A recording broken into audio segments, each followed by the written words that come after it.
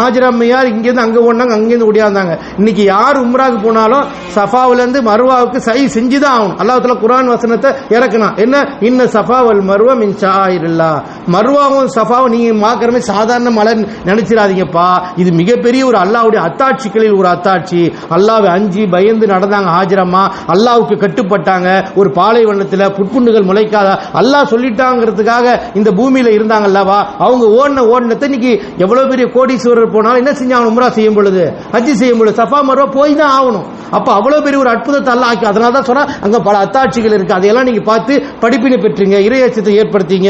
எப்படி ஒரு பெண்மணி இவ்வளவு பெரிய தியாகம் செஞ்சாங்க, அந்த நபிமாருடைய மனைவியோட கட்டுப்பட்டாங்க அல்லாஹ்வுக்கு, அப்படிங்கிற ஒரு எண்ணத்தை அல்லாஹ் தஆலா சஃபா மர்வா நமக்கு அற்புதமாக கொடுத்திருக்கிறார். அப்ப அந்த இடத்தை நம்ம பார்க்கும் பொழுது, காபத்துல்லாவை பார்க்கும்போது சரி, சஃபா மர்வா பார்க்கும்போது சரி, இவ்வளவு அற்புதங்கள் நமக்கு வரணும். அங்கே பல துவாக்கள் கபூலாக்கப்பட்டது. அதனால தான் காபத்துல்லா பார்த்து நீங்க துவா செய்யுங்க. துவா கேட்கும் பொழுது அல்லாஹ்